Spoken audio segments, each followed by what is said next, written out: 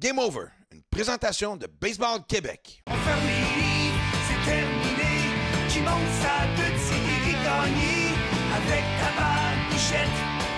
T'as déjà striké dans tes Bichettes. Et avec tes lunettes qui font peur, la victoire est signée. Game Over. Salut tout le monde et bienvenue à Game Over, épisode numéro 5 en ce lendemain de la fête nationale ici au Québec. Et quelle belle fête. Il a fait beau hier soir. Ouais, exactement. On n'en parlera pas pour dimanche. Moi, j'étais au triathlon de Tremblant. Et, je te laisse aller. Non, et sérieusement, ceux qui ont fini le demi-Ironman sont devenus des héros. Ça a été, écoute, des conditions hallucinantes. Es-tu un héros? Non, moi, j'ai fait samedi. Ah, ok, c'est correct. Mais j'ai assisté. Fait que, hey, ça fait 3 semaines. Qu'on s'est pas vu, beaucoup trop de temps, tellement de choses qui se sont passées. Et avant qu'on tombe dans l'actualité, évidemment, baseball, parce que honnêtement, au sujet, j'en ai noté des sujets. Je te suis. Oui, je sais, tu me suis, et j'ai déjà noté lesquels avec lesquels tu seras pas d'accord avec moi. Ah, ça, c'est encore mieux.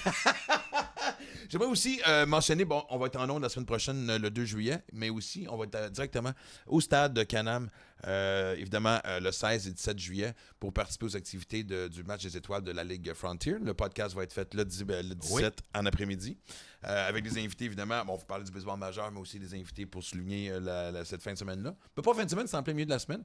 Notre cher chum Éric Gagné va être en ville. Fait que, oui, on va être là. Exactement.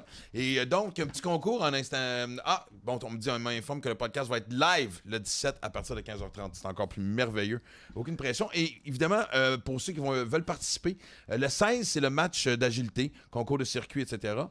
Et le 17, évidemment, c'est le match. Voici, pour avoir des chances de gagner, abonnez-vous à tout ce qui est nos réseaux sociaux, Instagram, page Facebook, etc.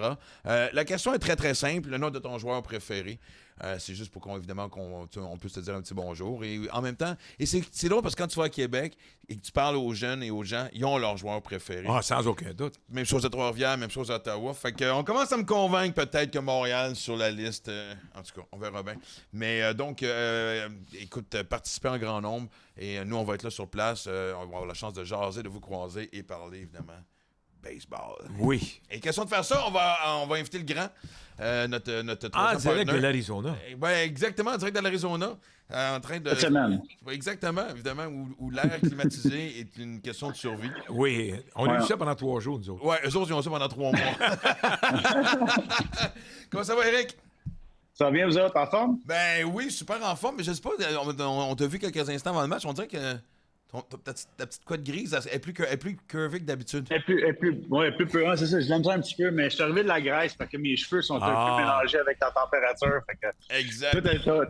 Toi, t'as fait ton Ironman, moi, je t'ai couché sur la plage pendant 2 semaines. Fait que, ouais, exactement. tout le monde, fait que, Je veux pas te faire de la peine, mais t'es encore deuxième. J'ai encore de... Non, écoute, non, mais c'est correct. Moi, l'idée, c'est de savoir où tu te situes Au moins, tu sais. Exactement. Puis, non, mais joke à part, ça a été 3 semaines parce que, tellement, Roger avait un horaire quand même assez chargé. Moi, j'étais en tournée.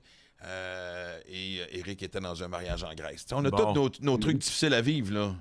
Pas évident. Surtout le sien. Exact. Mariage en Grèce, imagine. Faut le faire. Ben ouais, écoute, non, mais j'aime ça. Ouais. C'est que voir que Eric a encore cette humilité-là de se tenir proche du peuple en allant à un mariage de millionnaires. Surtout le baseball est tellement populaire en Grèce. Ben, c'est notre ambassadeur de Game Over. c'est la raison. C'est la raison pourquoi je suis allé en Grèce. Ah, ok, Ouais, c'est correct, exactement. d'abord. Scotter, c'est quoi le baseball là-bas? Ah, OK. Exactement. On a trouvé un prospect ennemi. Au moins, Exactement. Exactement. Hey, on va tout de suite embarquer dans le vif du sujet parce qu'on a énormément de choses à discuter. J'aimerais ça. En fait, une note joyeuse et triste en même temps. Parler Willie Mays, c'est quelque chose, évidemment, qu'on a une triste occasion de le faire parce que, évidemment, son décès cette semaine à l'âge de 93 ans. C'est une belle run, 93 ans, honnêtement. On se la souhaite tous, tant qu'à moi. Ce qui est un peu triste, c'est que c'est arrivé 2 jours avant qu'il y ait le fameux match pour rendre hommage, évidemment, aux Negro Leagues, un match qui a été fait à Birmingham, Alabama, où Willie Mays à jouer au baseball. Exactement. Donc, toi, tu l'as pas vu jouer, toi. T'as pas eu un peu la fin de sa carrière? Non, pas la fin. Une bonne partie de sa carrière. Non, mais j'essaie de te rajeunir, là. Moi, je t'ouvre la porte, Roger, là. Faut que tu m'aides, là. À cause de l'âge de mon père. À cause de l'âge de mon père. Moi, j'ai vu Willie Mays jouer dans les années 50. Et ensuite de ça, quand ça a terminé dans les années 60, 70, moi, c'est le meilleur joueur que j'ai jamais vu. Pas vrai? Le meilleur des meilleurs. Tu regardes ses statistiques. Prends les statistiques avancées que tu veux. Et au-delà de 600 coups de circuit dans les 2 pires stades de baseball, Polo Grounds. San Francisco, à l'époque, c'était à ciel ouvert dans ce sens. Exact. Aucune clôture au champ gauche. Une balle frappée vers lui, c'était pas compliqué. La balle était captée. Il volait des buts, il faisait tout. Puis s'il avait su que c'était important de voler des buts, il en aurait volé 100 par année. Ouais. Et évidemment, le fameux catch. C'est les The mondiales. catch. Son dos au marbre, puis là, on est au Polo Ground, c'est à 440 pieds du marbre. Puis on lui a posé la question, quand tu courais pour capter la balle, t'avais-tu peur au mur? Il était tellement loin, je n'étais même pas inquiète. C'est ça qui est arrivé. Il a capté la balle, puis il a lancé ça. Un joueur exceptionnel. Frappé. D'ailleurs, au match des Étoiles, le match des Étoiles que j'ai toujours connu, c'était lui. Il volait des buts, il jouait le match au complet, il frappait, des attrapés spectaculaires. C'était Willie Mays. Et c'était aussi à l'époque où le match des Étoiles, il y avait de l'aversité, là. On Les sait gars- qui c'est. Ben, exactement, exactement. Maintenant, c'est une party de chum, c'est correct, tu sais. Mais toi, Eric, t'as pas gagné. T'as pas connu les matchs des Étoiles. Moi, je l'ai pas vu jouer, non. Je l'ai pas vu jouer du tout. Si lui l'a vu jouer, je m'en vais chez nous. Non, mais en même temps, tu sais, quand on regarde Jackie Robinson et Willie Mays et tous les joueurs qui sont venus justement des Ligues noires et tout ce qu'ils ont enduré, moi, ce qui me fascine, puis je suis pas en train de dire que c'est une façade, puis c'était pas comme ça tous les jours, je suis pas naïf, mais honnêtement, ce que je trouve inspirant, c'est de voir le sourire et comment que ça aurait pu être des gens amers, ça aurait pu être des gens qui restent dans leur coin.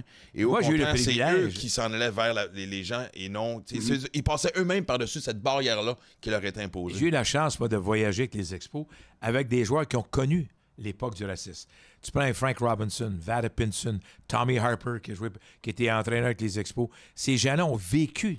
Écoute bien, à Cincinnati, il y a Vada Pinson, Frank Robinson et Tommy Harper. Ils ne demeuraient pas au même hôtel. Pas les années 50. Ouais. Et là, Frank Robinson s'assoit en plein milieu de l'hôtel à Tampa. Qu'est-ce qu'il fait ici? Il dit, on reste ici. Il dit, appelez l'équipe. Tu sais, Appelez c'est l'équipe. On reste ici. c'est- Il n'y a pas de question. Exactement. C'est incroyable. C'est incroyable de regarder aussi, parce que tout le monde va regarder les statistiques, les meilleurs joueurs au monde, des choses comme ça, les home runs, les stolen bases, des choses comme ça. C'est intéressant. C'est le fun de mettre en perspective que ça de joueur qui est. Mais écoute, quand tu reparles du racisme, qu'on regarde qu'est-ce qu'il y a, ils ne pouvaient pas rentrer dans les hôtels. Je ne sais pas si vous avez vu l'interview avec Reggie Jackson. Oui. À chaque hôtel qu'il allait, il ne peut pas se faire servir la bouffe. Il peut pas, le confort qu'on a, nous autres, des majeurs présentement, on a toujours voyage first class, on a toujours la meilleure bouffe au monde, on a les meilleurs entraîneurs. Eux autres, ils se faisaient cracher dessus, ils se faisaient crier des noms. Le niveau de jeu qu'il était capable de faire sur le terrain, c'est une chose, mais qu'est-ce qu'il était capable d'endurer là, juste à l'extérieur du terrain, c'est incroyable. Je pense que c'est ça le plus important là-dedans. Oui, les statistiques, OK, c'est le meilleur joueur au monde, mais les affaires, les choses incroyables qu'on ne peut même pas s'imaginer, qu'ils ont été capables d'endurer, puis de performer sur le terrain, je pense que c'est vraiment incroyable. Moi, j'ai eu la chance de le rencontrer. Quand j'étais allé, mais j'ai rencontré pendant 5 minutes, j'étais à San Francisco quand Barry Bonds. C'est 5 de plus que moi, puis je t'ai envie. Mais Barry Bonds, tu sais, c'est l'impact qu'il y a eu sur Barry Bonds, c'est incroyable. C'est l'impact qu'il y a eu sur tous les joueurs noirs, pas juste les joueurs noirs, latinos, des choses comme ça. Faut pas oublier ça. Je pense que c'est le fun de parler en tant que joueur, qu'est-ce qu'il a fait sur le terrain, mais qu'est-ce qu'ils ont survécu, là. Bon, c'est vraiment survécu ça, là. Un gars comme Jackie Robinson, un gars comme Reggie Jackson. Faut pas oublier, là. Disons, on est toujours, on est dans notre petite bulle, on pense que tout va bien, tout est beau. Exactement. On est un petit peu offusqué quand on a un mauvais post sur Facebook que le monde chiale sur nous autres. Mais eux autres, ils ne peuvent même pas aller se coucher d'un hôtel. Tu sais, ils parlaient de... Tu sais, c'était incroyable, là, le challenge que tu es obligé d'avoir juste hors du terrain. Puis la façon qu'ils sont comportés sur le terrain. Dans les stades, le fameux mot « haine » était crié, mais constamment. Ah ouais. Et comme tu dis, imagine comment ça prend. Tu as besoin d'avoir toute ta tête, te concentrer. Et les autres... C'est ce que je dis, la force de caractère. Surtout la force de caractère. Il aurait pu être amer, comme je le répète, parce que. Et d'arriver au marbre avec le poids de, évidemment, parce que tout le monde espérait que. Je vais mélanger deux sports, mais Maurice Richard a vécu la même chose. Même chose. Ouais. Même chose quand il jouait aux États-Unis et surtout à New les York. équipes canadiennes. Dans les équipes canadiennes, là, il était tough à lui. Mais pour revenir à Willie Mays, moi, j'ai passé des moments incroyables avec lui parce qu'à chaque fois que San Francisco venait en ville, ou lorsqu'il était avec les Mets, Claude Lavoie, qui nous a quittés dernièrement, était responsable du vestiaire des visiteurs. Et j'allais le voir. Et là, je m'assoyais avec lui, je l'écoutais. Je l'écoutais avec sa petite voix. Puis là, on parlait de différentes choses. J'ai parlé de son défi contre Claude Raymond. Claude Raymond qui a un compte complet. Un compte complet. 13 balles rapides d'affilée, 12 d'affilée des fausses balles. Pour finalement frapper un coup sûr. C'était ça, Willie Mays. Il était incroyable. Et comme joueur, tu parlais de baseball avec lui, tu l'écoutais. Mais malheureusement, lui faisait des choses que nous, Impossible de faire. Lorsque Philippe Allou parlait... Philippe Allou, moi, je trouve que c'est un des plus grands analystes de joueurs que j'ai vu. Et lorsqu'il parlait de Willie Mays, quand que lui, il te dit « c'est le meilleur que j'ai jamais vu », il faut que tu arrêtes. Là. Courait, il volait, il faisait tout. Et les problèmes, c'est ce que Eric a soulevé, il ne faut pas oublier, là, s'il parlait d'une personne blanche, homme ou femme, il n'avait pas le droit. Il allait dans un bar, il n'avait pas le droit. Là. Et je parle homme ou femme, mais pas juste femme. Là. Ben, en fait, c'est drôle parce que moi, le film de Jackie Robinson, la 42. plus belle scène, le 42, évidemment, parce que lui, ça a été le premier. Je dis pas que ça a été plus facile pour les autres, mais évidemment, lui, ça a été horrible parce que c'était vraiment le premier et il était tout seul. Tu sais, quand Willie est arrivé, il y avait quelques joueurs La porte noirs. avait été ouverte. Ouais, exactement. Mais c'est la fameuse scène quand c'est Pee Wee Reese, si je me trompe pas, Il met la main sur l'épaule. qui met la main sur l'épaule, qui n'est pas un fait exagéré. Tu sais, des fois, on se dit que les films sont romancés, mais c'est vraiment arrivé. Pee Wee Reese, qui avait reçu lui-même des menaces de mort parce qu'il jouait avec un joueur noir, lui, il avait une quincaillerie, je pense, parce qu'à l'époque, les gars, il y avait une job. Il n'y a pas de choix. Exactement. Et donc, il y avait une quincaillerie à Cincinnati. Les gens avaient menacé de mettre le feu à... Et dans le film 42 de Jackie Robinson, c'est pas la réalité. C'est même pas proche de la réalité. Non, c'est doux. C'est un film un peu Walt Disney parce que ça répète plus, excuse-moi l'expression, trash, comme on dit. Non, ça aurait pu être vrai. Ça aurait pu être En vrai. plus, Ça met encore mieux ta définition. Merci, ouais. moi, ce que j'aime dans l'histoire de Jackie Robinson le plus, c'est qu'il l'a envoyé à Montréal au début. C'est vraiment quelque chose de faire. Le numéro 9 à Montréal, tu sais, avec les Royaux de Montréal, c'est vraiment incroyable. Puis c'est ça que je suis fier un peu. On parle tout le temps de Montréal. L'histoire qu'on a à Montréal, c'est vraiment ça qu'on est capable de... C'est beaucoup d'histoires à Montréal. C'est sûr quand on parle des expos, on parle de l'amour de nos expos, des choses comme ça, mais il y a tellement d'histoires à Montréal. On parle de Jackie Robinson, que c'est lui qui est le premier noir dans la ligue, mais qui a eu la chance. C'est la raison pourquoi il y a des Barry Bonds, la raison pourquoi on a des joueurs comme Willie Mays qu'on a eu, c'est à cause de Jackie Robinson. Puis Montréal, on a une petite partie là-dedans. Fait que c'est vraiment quelque chose de spécial. Une grande partie, aussi, en fait, parce que, tu sais, Ricky, Attends, French Ricky. T'as eu Don Newcombe qui est venu ensuite de ça. T'as eu Roy Campanella qui sont venus, qui ont tous excellé. Roberto Clemente qui a connu une carrière. Et Montréal a ouvert la porte à ces gens-là. Alors, quand tu parles du numéro 42, retiré dans le baseball majeur partout, c'est jusqu'à quel point il a été respecté. Et dans le cas de Jackie Robinson, c'est un joueur incroyable. Et c'est une personnalité. Je me souviens encore, il lance la première balle en série mondiale. Et puis là, on lui demande la question, on est à Philadelphie. On dit, Jackie, qu'est-ce que tu aimerais avoir un jour dans le baseball? Que le gars au troisième but, l'entraîneur-chef, ce soit un Afro-Américain. Ça n'a pas changé beaucoup. Là. Non, non, malheureusement non. Mais en fait, rapidement, c'est là parce qu'on parlait justement de l'époque de Jackie Robinson à Montréal, les Royaux de Montréal ont connu des moments où il était plus populaire que le Canadien de Montréal. C'est difficile pour les gens d'imaginer mais le baseball était tellement populaire qu'avant l'arrivée de Maurice Richard, Maurice a ramené évidemment ça. Comme je te toujours, il y a une époque où les Expos étaient plus populaires que le Canadien. Et à l'époque de Jackie Robinson aussi. Pourquoi? Parce qu'à ce temps-là, il ne gagnait pas. C'est quand le Canadien gagne, il ne va pas te faire de la peine de son tout seul. Exactement. Qui est normal. Mais si je regarde Jackie Robinson, ce qu'il a fait comme personne, ce qu'il a fait comme joueur, et pensez-y comme il faut, lui et Mickey Mantle, l'hypocrisie du baseball, ont été suspendus parce qu'il a donné la main à la porte d'un casino. Ils ont été suspendus et bannis du baseball pendant 1 an. C'était des ambassadeurs de leurs équipes respectives, mais vu qu'il était à une porte de casino, puis il était engagé au casino, donner la main, il l'avait suspendu. Ouais. On part faut pas oublier, on va revenir à Willie Mays. Il y a 2 ans qu'il n'a pas joué en plus. Il est allé au service militaire. C'est vraiment incroyable. On oublie toutes les choses alentour. Le service militaire, le racisme, des choses comme ça, mais il a quand même vu ça 660 home runs, 338 buts volés. C'est vraiment, on parle de. C'est vraiment incroyable. Il aurait pu challenger le record de Babe Ruth si c'était pas de ces 2 années-là qui étaient justement au service de l'armée américaine. Il aurait été quand même proche. Le plus proche, ça aurait été Ted Williams. 521, puis il a manqué 5 saisons. Ouais. 5 saisons à cause de la guerre. Imagine. Puis ces gars-là étaient volontaires. C'est un gars qui ferait pas 40, non, t'es pas volontaire. Mais il n'y avait pas des volontaires. Qu'est-ce qu'on dit à nos jeunes? On va être contents. Quand on chiale par rapport des. On regarde l'histoire du baseball, là. Allez voir ce que Jackie Robinson, ce que Willie Mays a vécu, c'est incroyable. Joe Capon, je trouve qu'il y a une lacune par rapport à justement réenseigner, ne pas oublier l'histoire, ne pas oublier ce qui a été forgé. Je trouve que dans la société d'aujourd'hui, on essaie d'effacer le passé, mais tu as besoin du passé comme point de repère pour voir comment on a évolué.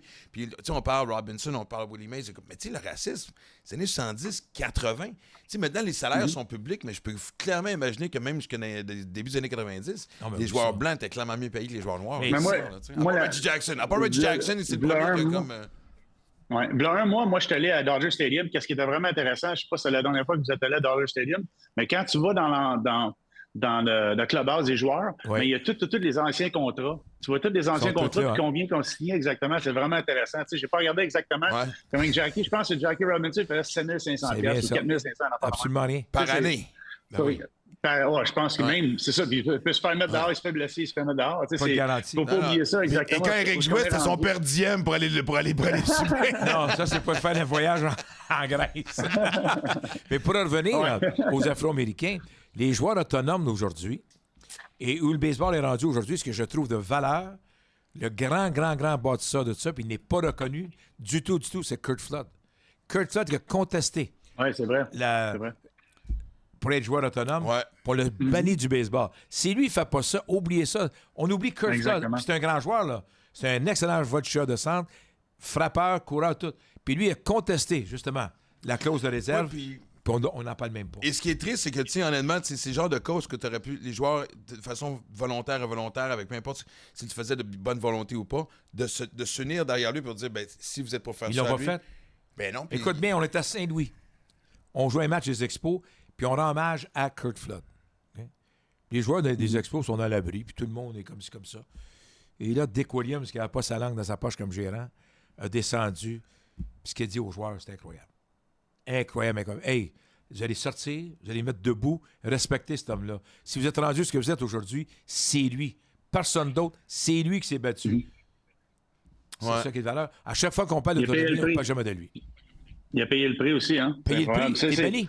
C'est ça. Le baseball, il y a tellement de bonnes histoires. Un de mes grands amis, Christian Tétrault, je pense, c'est sûr Oui. que vous le connaissez. Christian, tu sais, il y a tellement de bonnes histoires. Il y a tellement de choses dans l'histoire du baseball qu'on pourrait apprendre. Qu'est-ce qui est arrivé dans le passé, qu'est-ce qu'on pourrait apprendre, qu'est-ce qui arrive justement là. Des choses Ah ouais, il y a incroyables. tellement de belles histoires, ouais. Ouais. Des belles et des mauvaises histoires aussi, Oh oui. mais c'est quand même, comme disait Ça Marc, fait comme disait, partie. tu sais, c'est le passé, le fait passé, c'est le futur, il ne peut pas arriver sans le passé, puis on n'est pas capable d'apprendre sans ça. C'est comme le baseball ne peut pas grandir. Si tu expliques les histoires, le monde va tomber en amour avec le baseball. C'est ça qui manque un petit peu, je pense. Il n'y a plus d'histoire. Parler du baseball, exactement. Ouais. Juste, on parle des statistiques, on parle des home runs, des choses comme ça, mais Moi, en ondes, là, tout ce qui est alentour du baseball, c'est beau. moi, Eric, en ondes, là, les statistiques, là, je dis toujours, c'est pour les comptables. Moi, c'est pour les comptables. Quand tu t'en vas en ondes, donne une histoire de baseball. Parle du joueur. Parle de ce qui se passe. Les statistiques, je dis toujours, parce que tu connais pas trop ce qui se passe. Ouais. Regardez, mais j'adore tu sais, ça.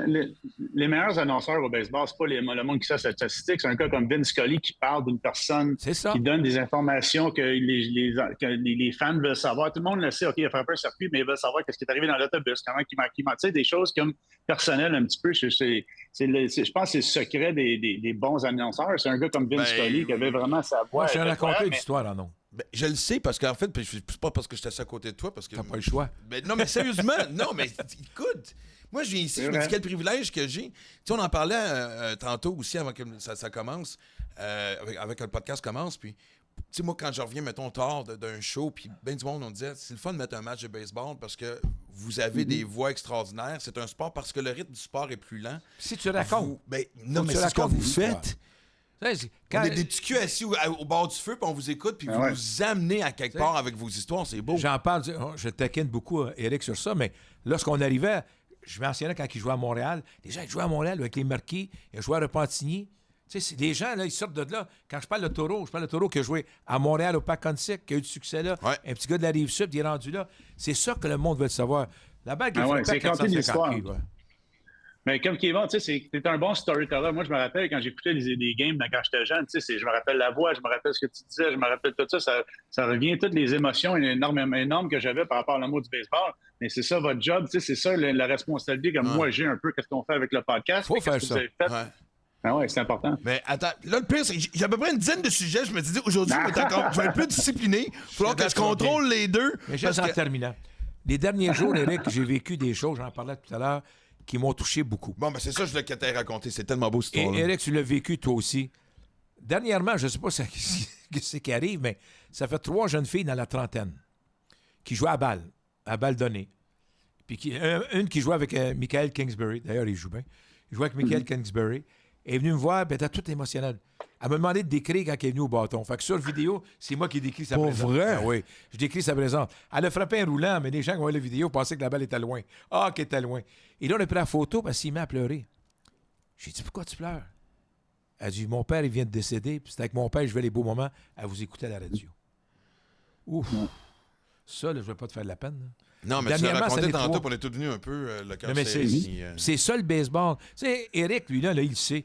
Il rencontre des jeunes qui viennent le voir. Là, puis là il te regarde, il va dire hey, quand j'étais jeune, je te regardais. Moi, je dis je suis plus jeune maintenant. C'est pas ça qu'on veut dire, Eric. Pas vrai? Tu étais mon idole quand tu étais. Combien de fois tu t'es fait dire ça pour les Québécois? Tu étais mon idole. Ah, mais c'est un beau on compliment. oublie aussi on oublie l'importance du rôle qu'on a, pas par rapport au role model, j'aime pas ça dire ça, mais le rôle qu'on a par rapport à l'amour du baseball, par rapport à la connexion qu'on a avec les fans, puis qu'est-ce que toi tu fais, qu'est-ce que tu as fait, Roger, puis qu'est-ce que tu fais encore. Tu sais, c'est ça, la connexion entre les deux, le fan et les joueurs, c'est ça, la beauté du baseball, c'est ça, c'est l'amour que moi, je me rappelle, les sentiments que j'ai eus quand je me lançais avec mon père qui m'a lancé une balle dans la face, je me rappelle exactement qu'est-ce que je fais, le gazon sentait. C'est le fun, non?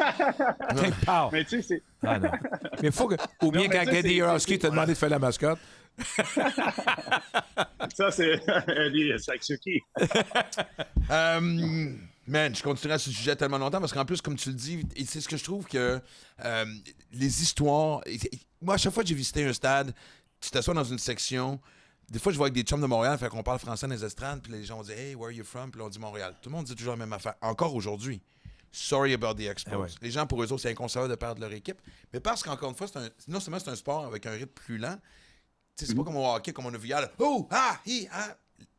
À chaque fois que j'ai assisté à un match, j'ai toujours fini par parler baseball avec mes voisins de section. Sans aucun doute. Juste me donner un exemple. Harry Carey, Vince Scully.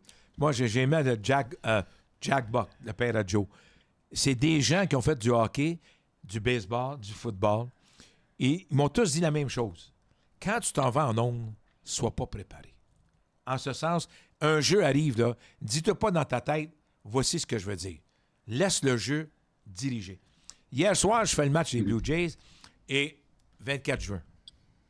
Guerrero frappe un coup de circuit. Ça a sorti spontané. Guerrero, un jeune Québécois qui fête la Saint-Jean avec un coup de circuit. Mais c'est vrai. Et comme de fait, c'est un Québécois. Non, mais c'est ça. L'idée de pour être préparé, ça m'enlève beaucoup de pression. Et juste Mais... c'est ça. Moi, je suis correct, je suis jamais préparé. Hey, tu parles aux deux. Lui, il se prépare, bonne chance. Ouais. Et juste pour J'essaie terminer. le moins préparé possible. Tu fais bien ça. Harry Carey, je suis à côté de lui, puis je signe une balle autographiée. Puis je signe mon nom, Roger Brulotte. Il dit, qui c'est Roger Brulotte? Je dis, regarde, Harry, c'est moi. Le monde ne connaît pas Roger Brulotte. Non. Quand tu dis un coup de circuit, c'est quoi? Tu dis, bonsoir, il est parti. Il crie, bonsoir, il est parti. Puis quand je signe un autographe, le monde, là, qu'est-ce que... Lui, c'est le valeur qui n'écrit pas ce qu'il est réellement. C'est le fun de Terminator, c'est le fun de voir sur une balle. Mais, non, je te dis ça sérieux, Eric. Les gens, là, ils capotent. Quand j'écris mon nom, Roger Brulotte, là, puis là, ils voient le bonsoir, il est parti. Mais là, Roger, j'ai une autre question. Je sais pas, Max, je sais pas si tu vas dans cette direction-là, mais qu'est-ce que tu en penses, toi, dans pas long, là? Pour un AI de Roger Brulotte.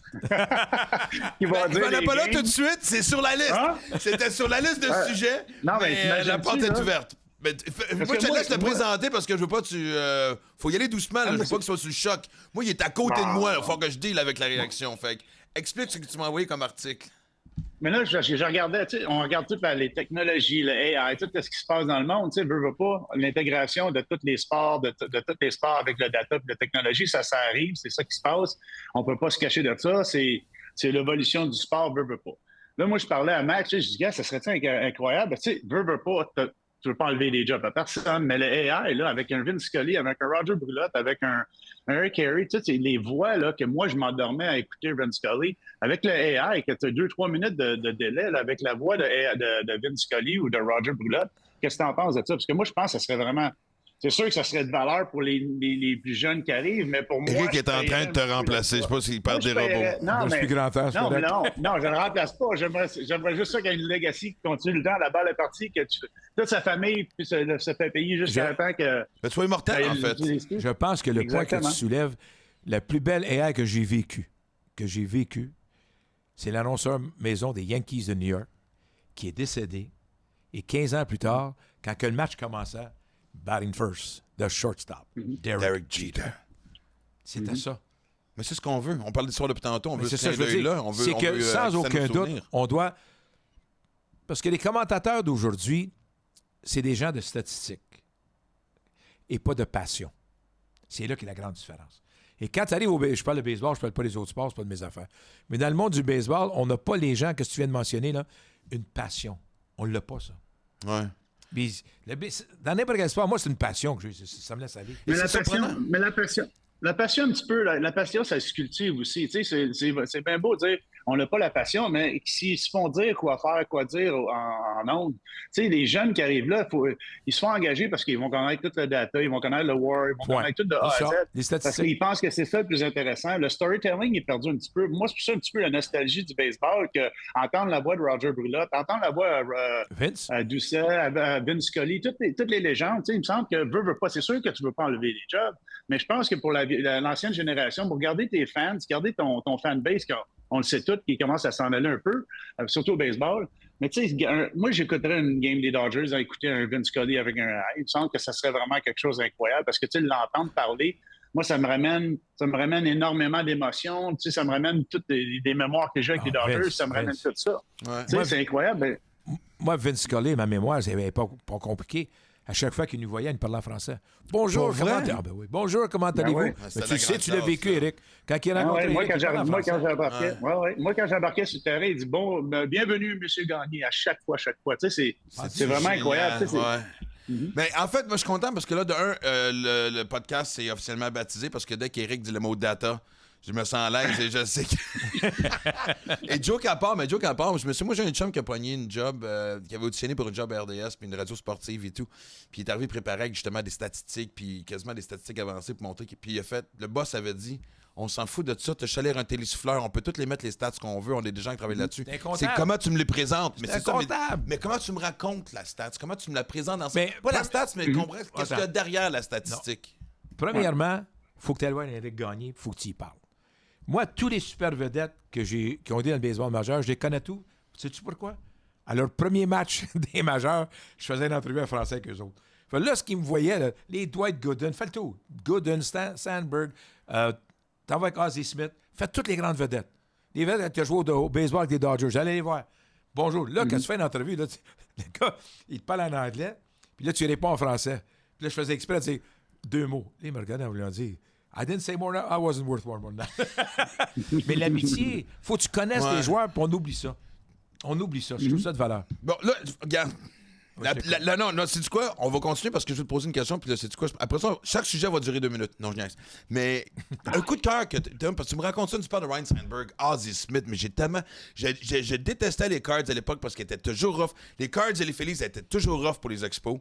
Mais qui ne pouvait pas être en amour avec Ozzie Smith? Ton coup de cœur dans ces années-là? Le joueur? Ouais, je peux pas me nommer 200 noms, c'est clair, mais Non, y a mon une coup de anecdote cœur- de petit quelqu'un? Mon coup de cœur n'était pas compliqué. Les Québécois que je vois dans la Ligue, sans aucun doute. Ouais. Ça, c'est ma plus grande fierté que j'ai eue. À chaque fois qu'un Québécois jouait dans la Ligue, pour moi, c'était une fierté. Et mon coup de cœur, c'était les partisans. OK. Le Il n'y fait a pas d'entrevue en particulier que tu te souviens de. Je sais pas. Richard Tu m'as- Nixon. Wow! Wow! All right, on va pas On s'attendait-tu que je m'attendais pas à cette réponse-là? Bon, on aurait dû mettre le Bet 365. Hein? Puis de tous les noms que C'est je Richard- pensais. Pas Otis Nixon, là. Richard Nixon. Ah, le là. président. Ah, ben ouais, OK. Bon, là, on s'en va Ou bien dans on le sujet. peut faire Clinton. Pour vrai? On peut faire Ronald Reagan, si tu veux. OK, non. Il faut qu'on ait super un moment donné, puis on a trop de choses à se raconter. Mais non, Hey, tu on va poses la faire ça question. justement quand tu vas venir en ville Tu bientôt. sais, le gars Richard ouais, Nixon, comme président des États-Unis, je fais une entrevue avec lui, puis je lui parle. Lui, il m'a donné une leçon incroyable. Je fais une entrevue avec lui. J'ai à Jacques Doucet. Jacques m'a fait le président des États-Unis. Il dit, t'es-tu malade? Mais il va me dire oui ou non. Fait que je m'étais approché. On était au stade Shea.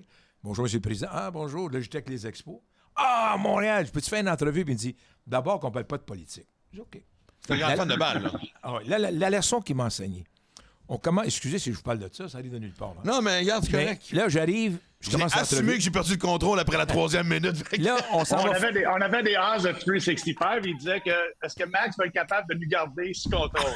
Over-under, c'est 0. Ouais, exact, c'est déjà fini. Fait que là, M. Nixon, il dit OK. Là, il commence à me parler des expos. Là, je dis Montréal, quelle belle ville. Là, je dis ah, voici une belle affaire politique. Ouais, belle ville. Là, il parle des joueurs des expos. Il monte à Rusty Stubb. Il parle de Jackie Robinson, Roberto Clemente de Montréal. Puis d'un coup, il dit Montréal, quelle belle ville. Université francophone, centre-ville. Une des plus grandes universités mondiales, sommet d'une montagne francophone. McGill. Francophone. Ah, non, francophone, Université- OK. Université de Montréal. Puis 2 heures plus tard, tu penses en Europe, à Québec. J'ai dit, Monsieur le Président, vous venez me donner une leçon, puis c'est vrai. Puis depuis ce temps-là, quand je vois quelque part, j'essaie de me souvenir de où je suis allé, avec une histoire. J'essaie. Tu fais le bien. J'essaie. Tu le fais très bien. Raconter Bon, une histoire. là. Non, mais écoute, pourquoi tu penses que j'aime ça faire ça avec vous deux? Moi, je deviens un petit cul de 4 ans, puis je me fermerai la gueule. Mais la plus belle journée d'entrevue, la plus belle, j'étais avec Jacques, là. Je fais 2 entrevues cette journée-là. Don Larson, Yogi Berra, en ondes. Oh! Les deux, Larson lance un match parfait en Série mondiale Ouais. avec Yogi Berra derrière le marbre. Cette journée-là, David Cone lance un match parfait contre les Expos. Oui, t'étais là. Écoute, il y a un j'étais documentaire sur Yogi Berra qui était sur Netflix il n'y a pas longtemps, comme quoi que c'était un des joueurs les plus sous-estimés de son époque. Sans parce aucun doute. qu'on avait donné il y avait justement, à Yankee Stadium, il a fait venir 4-5 gars, et puis des gros noms, j'oublie, je vais pas dire n'importe quoi. Et combiné, avait pas autant de bagues de la Série mondiale que Yogi Berra. C'est sa fille qui a dit, comment ça fait que papa, t'es pas là? Puis Yogi était très humble. Ah, très humble. Et donc, le documentaire et tout ça, et c'est à lui. Mais ça, c'est une des plus belles histoires ever. Match en point de coup sûr, et la journée où ce que. David Cone. Parce que, en fait, c'est ça, parce que Newsom lance il fait le match. Protocolaire. Pas de Newsom, Larson. Larson. Yogi n'était pas supposé de catcher. C'est quelqu'un qui dit, veux-tu catcher? Ouais, puis il est allé là. Il était là, et cette journée-là, les deux, Cone, et c'était un catcher que j'adorais, l'italien. Joe Garagiola. Posada. Non, Jorge Posada. C'était Jorge Posada qui était catcher, si je ne me Ouais. trompe pas. Exactement. Parfait. Ah, all right. Je pense pas que t'es italien. Tu penses pas? Jorge, c'est pas italien. Non, mais Posada. Ah non, c'est vrai. OK, ouais. Non, t'as raison. Continue. Merci. Excusez-moi, vous laissez aller. On va-tu là? Je trouve ça triste d'en parler. On a tellement des belles histoires depuis tantôt. Mais Orelvis Martinez, évidemment, joueur des Blue Jays, qui était le prospect numéro 1 de l'équipe, a été rappelé. Il a eu le temps de jouer un match avant d'être suspendu pour 80. Évidemment, pour encore une fois, une histoire de prendre des drogues de performance. Si on peut dire ça comme ça. Et je trouve ça triste. Lui, sa défense était qu'il essaie d'avoir des enfants avec sa blonde. C'est un traitement de fertilité. Et sérieusement, moi, en général, on dirait que dans l'excuse que les joueurs donnent, tu peux voir un peu de la bullshit, la sincérité. J'avais tendance à le croire, sauf qu'en même temps, il y a quelqu'un qui a dit, moi, vraiment, c'est tellement clair, on passe tellement de temps à dire aux joueurs, si justement vous avez besoin de traitement extérieur de nos médecins, envoyez-nous ce qu'ils veulent vous donner, qu'on puisse vous dire si vous voulez le prendre, oui ou non. Fait que c'est-tu de la naïveté? C'est-tu quelqu'un qui a encore une fois essayé d'en passer une vite au système? Je sais pas de quel côté de la clôture vous penchez là-dessus. Mais je trouve ça triste, encore une fois, comme histoire, tu sais. Ouais, écoute, Tu viens d'être rappelé, tu as joué un match, bye-bye 80. Ouais, écoute, ça, c'est de valeur, mais tu sais, c'est la raison pourquoi il l'a fait. On ne saura jamais, dans le fond. Là, on peut pas dire, il peut nous dire que c'est à quoi la raison. OK, c'est correct, faut-tu l'accepter, mais c'est de valeur. Parce que, tu sais, c'est comme on disait, on a besoin d'éduquer les jeunes. On a besoin d'éduquer exactement comment ça va leur coûter cher, leur carrière, par rapport à que ce soit juste physiquement, monétairement, physiquement, puis la longévité de ta carrière. Tu sais, moi, je l'ai fait, je sais c'est quoi. Tu sais, on a besoin du monde comme ça qui éduque les jeunes pour leur dire c'est quoi l'envers de la médaille. C'est bien beau, OK, tu as peut-être des résultats qui vont être peut-être un petit peu plus rapides, des choses comme ça, mais ça vaut pas la peine. Tu sais, on parle justement de sponsors. Il n'y a pas personne qui va vouloir s'attacher à un joueur qui se fait pogner pour les stéroïdes. Moi, j'ai eu la preuve, ça fait longtemps que je me bats là-dessus. Tu peux pas l'enlever, ça va toujours être dans mon résumé. C'est quelque chose que tu peux pas évader. Tu peux pas, là, c'est sûr, c'est un petit peu moins qu'avant. Quand ça sortait avec le Mutual Report, c'est vraiment incroyable. Ça a été tout un coup. Ouais. C'était un coup, mais écoute, on avait besoin, je pense. On avait besoin. C'est sûr, le timing était peut-être un peu intéressant, mais tu en as besoin. Écoute, le sport, tu as besoin d'un sport clean. Tu as besoin d'avoir l'intégrité du sport, savoir que les joueurs sont tous sur le même niveau comment on appelle ça, de compétition. C'est important. Ouais. Là, les joueurs le savent. On le sait. Il n'y a vraiment plus d'excuses. Ça se peut. Je veux pas dire que c'est pas vrai ce qu'il dit, mais il faut quand même donner le bénéfice du doute un peu jusqu'à temps qu'on sache exactement c'est quoi, mais il a été suspendu. Fait que s'il a été suspendu là, ça fait pas juste une semaine. Il ne s'est pas fait tester avant hier non plus. C'est l'été au complet. Il y a beaucoup de choses, c'est ça. Ça fait longtemps. L'été, l'hiver. Exactement. C'est okay, ça c'est pas le résultat de juste un test d'urine il y a 2-3 jours. Là. Non, c'est pas. Ben, je pense. Je pose la question pour que les gens, justement, savent comment le processus fonctionne. Le processus, d'après moi, ce que je connais du processus, je suis en train justement de lire ça exactement, là, mais c'est 80 games, c'est par rapport. Tu as le droit de. On appelle ça de.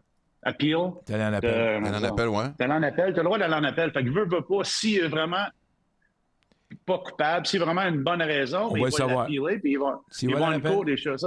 Mais d'après moi, ils sortiront pas. Il a déjà été suspendu. Fait que ça a déjà été fait. Ouais. Puis ça prend pas une journée à faire non plus. Là. Tu sais, c'est quand le test sort, puis le test, tu peux pas le matin même, puis le soir, tu le sais ton T'as test. pas le D'après moi, résultat le c'est lendemain, là. Non, je D'après sais. moi, non. À moins que ça ait changé. Je sais pas si ça a changé depuis que moi, je le faisais.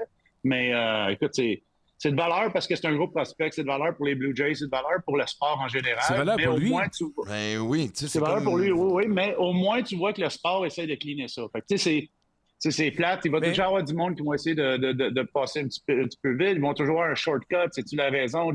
C'est pourquoi qu'ils le faisaient, on ne le saura jamais. Moi, la raison pourquoi je l'ai fait, c'est à quoi j'étais blessé. Puis on ne pense pas de la même façon. Tu sais, c'est de valeur, mais c'est ça le plus important, je pense. Éduquer les jeunes, leur dire pourquoi que le faire, le pas Ils le faire. font, mais c'est pas que tout le monde que le message va toujours Mais ce qui est de passer. valeur dans tout ça, les gars, c'est que les produits illégaux, c'est pas la même chose pour tout le monde. En ce sens, tu joues au football, tu joues au basket, tu joues au hockey, tu joues au baseball, c'est pas la même chose. C'est ça qui est frustrant. Si Les t'avais... entraîneurs, c'est la même chose. Ah, ben on dit, ah non, on se comprend, là. Tu C'est veux que- dire les produits qui sont considérés illégaux par chaque ligue. C'est pas exactement. compliqué. Sors la réglementation olympique. Va-t'en avec ça, casse-toi pas la tête. Elle est là. Applique-la à tous les sports, je suis entièrement d'accord. Mais là, on n'ose pas dans un Mais certain là, sport. on parle justement olympique. On regarde ce qui se passe justement avec Michael Phelps qui s'en va Non, je sais pas à dire. BC avec WADA. Puis tout. Et c'est déjà quand même un petit bizarre avec les Chinois. Tu sais, qu'est-ce qui est arrivé là? Ce que je veux dire, là, Eric, La façon la plus importante, c'est le sport en tant C'est que ça. tel. Envoie-leur les entraîneurs, donne-leur les places s'entraîner, tout de A à Z, que ce soit gratuit, parce que les jeunes ne veulent pas, tu vas à l'extérieur, tu vas avoir un trainer que tu connais pas, il va te donner des choses, tu vas faire confiance au monde. Il n'y a pas il y a du monde, là, on parlait de Lance Armstrong qui s'est fait doper, des choses comme ça, mais tu sais, il y a du monde qui ne savent aucunement, qui trace à 100%. Le jeune joueur, là, ce qu'ils prennent. le jeune joueur des Blue Jays, il n'avait aucune idée, lui, là. Il a fait confiance à son médecin. Je suis même pas inquiet pour Peut-être, je ça. sais pas. Ben, c'est pour ça. C'est Ben, de où son médecin? mais avant de c'est- suspendre, pensez-vous que. Oui, ils l'ont convoqué au bureau du commissaire, j'imagine. Ils ont dû poser des questions. Il a dû pouvoir plaider son cas. Je sais qu'on va faire un exemple, mais tu sais, je pense que des fois, tu peux pas non plus. Tout n'est pas. Je sais pas, il me semble que je comprends le message que le baseball veut passer. C'est évident qu'on va décourager ça. Mais surtout il auprès des les jeunes. entoure Mais pas. je veux dire, si c'est lui, justement. Mais si c'est un cas de naïveté, on peut s'en servir pour dire, au lieu de 80, je dis n'importe quoi. Ça va être 40 matchs. On va le voir s'il Puis- va en appel. Et je pense pas, non. Non, ça dit pas. Je pense pas en diminuant, ça va changer. Je pense en Non, mais je éduquer- peux te en dire que, éduquant gars, les en joueurs. conséquence, tu sais, les 40 games, j'aimerais ça que tu ailles faire des conférences, que tu aies parlé. Tu fais Oui, le tour oui, des stats et 100%. dire, hey, moi, je me suis fait pogner, mais c'est mon médecin. 100%. Peu importe, t'as On raison, parlait mais de tu sais, Pete Rose. donner- On parlait de Pete Rose. La même chose, tu sais, c'est des erreurs qui étaient faites, on parlait du passé, des choses comme ça. Ouais. C'est ça le plus important. Je pense que oui, à 100%, tu as raison. Faire éduquer les autres par rapport à mon problème que j'ai eu, mon expérience, puis essayer d'expliquer ça aux jeunes joueurs, c'est ça le plus important. Tu sais, oui, on ne peut pas arrêter tout le monde. Il n'y a pas personne qui va dire, OK, demain matin, le sport va être clean à 100%. C'est impossible, c'est pas réel, ça n'existera pas. Il va toujours. Mais pour moi, qu'est-ce que je vois, que MLB, la façon qu'ils le font, ils essayent de faire ça vraiment comme du monde, que ce soit légal pour tout le monde. Moi, comme j'avais dit, le plus gros, le plus gros C'est en anglais. Fléau. le regret, le plus gros regret que j'ai eu, c'est mettre les autres dans le même Ouais. bateau que moi, que tout le monde triche. C'est ça le problème là-dedans. Mais je pense que Major League Baseball a compris. Qu'est-ce qu'ils font? Au moins, ils prennent tous les joueurs. Là. Le monde qui essaie de tricher, ils vont se faire pogner. On le voit. Ils ont là, des parce bonnes qu'il y a un chances. gars qui est Ouais. Exactement. Mais- Fait que ça, c'est ça qui est bon. Mais j'arrive toujours au point. On a vécu les stéroïdes, tous les 6 qu'on a pris, mais on n'a rien appris de Pete Rose. On n'a rien appris de Pete Rose. Là, on commence à Ça serait suspendre. le pire en pire, exact. Là, on commence à suspendre des joueurs parce qu'ils ont parié. C'est rien, là. Si t'en as juste 2 ou 3 qui ont été suspendus, cassez-vous pas la tête, là. Il y en a bien plus que ça dans le monde du sport au complet. Ça, c'est le gros fléau. C'est gros, là. Ouais, Oui, mais regarde, mais ça, là, c'est pas compliqué. Là, c'est le branding. C'est MLB branding. Le problème avec ça, ils veulent pas rien de négatif qui est attaché à leur brand. À la place de dire, OK, notre Mais brand... c'est eux autres qui rouvrent les moi, portes en c'est un même brand. temps. C'est eux autres Je qui rouvrent sais, les mais portes en même temps. écoute, en tant que brand, là, ils comprennent qu'est-ce qui est de valeur. À la place de dire, on efface ces joueurs-là, tu sais, tout le monde dit, on peut pas effacer ça.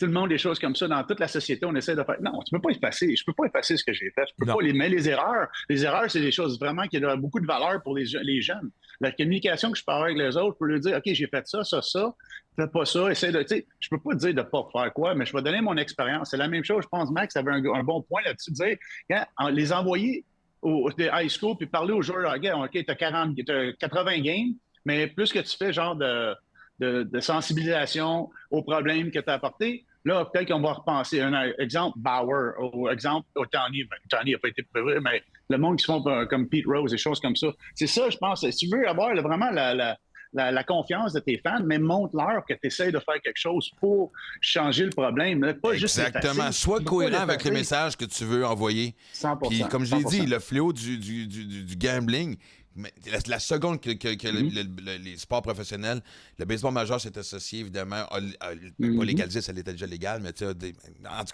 cas, c'est courir après le trouble. Tu as ouvert une porte. Ils ont pris l'argent. Ils ont pris l'argent des gamers. Tu m'étonnes. Vraiment, c'est comme... Mais ce que j'aime, c'est qu'à chaque discussion qu'on a, il y a un mot-clé qui ressort et ça m'amène à un des sujets que je veux discuter. Hein? Il est pas d'accord. il est déjà primé, j'adore ça. Mais, sais-tu moi qu'hallucine, il n'y a pas un fléau de blessures. Écoute, des blessures, ça fait partie de la game. On dirait que cette année en particulier, évidemment, les lanceurs, là, ça tombe, mais au combat, ça n'a juste pas de bon sens. Et en même temps aussi, l'offensive au baseball n'a pas été aussi anémique depuis très, très, très longtemps. Est-ce qu'on est en train de faire un lien? On a voulu raccourcir le temps des matchs pour que les gens resteraient plus, évidemment, devant la télé puis ils se déplacent pour aller voir des games. Parce que moi-même, qui est un fan, je l'ai dit, les dernières années, je l'écoutais, maintenant, je le regarde à nouveau. Là, depuis. Mais y a-t-il un lien? Parce que, honnêtement, je pense que n'importe qui comme moi qui est dans des pools, on se gratte la tête, m'a dit qu'à chaque semaine, on drop du monde, puis écoute, aller remplacer des joueurs, est-ce que c'est moi qui hallucine ou est-ce que la situation est pire qu'il y a quelques années? Ah, mais écoute, on parle du pitch clock, on parle de la qualité du jeu. Là. Le problème avec ce qui est arrivé au Major League Baseball, à la place de dire, OK, on veut améliorer la qualité du jeu, on veut améliorer qu'est-ce que les fans regardent. C'est-tu la qualité qu'on met sur le terrain? C'est-tu le fun? C'est-tu entertaining la game? Mais eux autres, à la place de dire, c'est-tu entertaining la game? On dit, le monde n'aime pas ça, c'est trop long. On va le raccourcir. Mais le problème en faisant ça, ou que ce soit la façon qu'on montre aux joueurs, aux lanceurs, comment lancer, qui lancent plus haut, qui encore la balle haute, que les lanceurs, les frappeurs, ils font juste se focusser sur launch angle, des choses comme ça. Mais c'est la même affaire. La game qui est plus vite, es-tu mieux? Non, elle est plus vite, oui, mais pas mieux. On a 48, je pense, c'est 48 joueurs en bas de 200 qui ne frappent pas. Pourquoi? Il y a plus de strikeouts. C'est-tu les lanceurs qui sont meilleurs? C'est-tu les frappeurs qui ne sont pas capables de s'adapter? Que ce soit la vitesse du jeu, les lanceurs, les blessures, c'est-tu à cause que ça va trop vite? C'est quoi exactement? Le problème, c'est ça, quand tu fais des changements et tu n'as aucune idée c'est quoi les répercussions ou les choses qui vont changer, mais t'es fait trop vite, mais c'est ça qui arrive. T'as des games qui sont vite, sont plates, puis tu fais encore moins d'argent parce que la game est trop vite, t'as encore moins de temps pour monétiser ton produit. Ben c'est ça, la game est plus rapide, mais il y a moins d'action. La game n'est pas plus rapide. Le temps est plus rapide. Ben c'est ce que je veux dire, ouais. Okay, le temps est plus rapide. Mais là, ce que c'est arrivé, qu'on a changé justement la fameuse zone des prises. La première chose que j'ai fait, va voir le gars qui décide si c'est une prise, oui ou non. Je suis allé voir des arbitres. Et je leur ai tout posé la question, ça va faire quoi? Puis là, c'est des arbitres. Ils ne nous ont jamais consulté, numéro un. Mais ils vont te dire tout de suite. Puis quand ils m'ont dit ça, j'ai écouté. Plus de retraits sur 3 prises, plus de buts sur balle et moins de balles en jeu. Puis c'est ça le baseball. Oui, tu vas écoute bien, tu as les Jays présentement. Tu as une formation de 9 joueurs. Tu as 2 joueurs qui ne frappent pas pour 200, puis il y en a 2 qui frappent à peine au-dessus de 200. Mais ça, c'est quasiment sur tous les équipes. Oui, mais ça fait un baseball plate. Je regrette. C'est exactement ce que je dis. Mais regardez, c'est pas compliqué. Là, la réponse que Major League Baseball ont eux, c'est on va mettre les buts plus gros. Change quoi? À la place de dire c'est quoi le problème de baseball, pourquoi que le problème, pourquoi qu'on est malade? C'est qu'on est malade, là, il y a une raison pourquoi tu as une grippe, qu'est-ce que tu as fait, il y a des choses que tu as besoin de changer, pourquoi que le baseball est rendu plus plate, pourquoi que les fans s'en vont un peu, parce qu'il y a moins d'action, pourquoi qu'il y a moins d'action? Ben, peut-être que le pitch qui est collé trop haut, il n'y a rien qui se passe avec un pitch haut, arrête de coller les pitch hauts, juste des choses comme ça. Tu sais, c'est à la place de traiter les symptômes, ils font juste mettre un band-aid sur quelque chose, on a fait quelque chose. C'est ça le problème. Comme des réactions, c'est plus des réactions de panique, on dirait que des situations bien analysées. Si les Red Sox, on en a parlé tout à l'heure, mais si les Red Sox peuvent se qualifier pour les séries, tout change. Tout va changer parce que les Red Sox ne frappent plus la longue balle, ils volent des buts. Ils sont allés jouer contre les Yankees, 9 buts volés. 9 buts volés contre les Yankees dans un match. Ils faisaient même pas ça dans les 70 et 80. On voilà pas 9 d'une saison.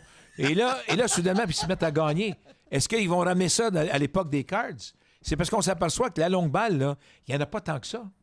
Il n'y en a pas tant de frappeurs qui frappent la longue balle. Là. Regarde les Jays.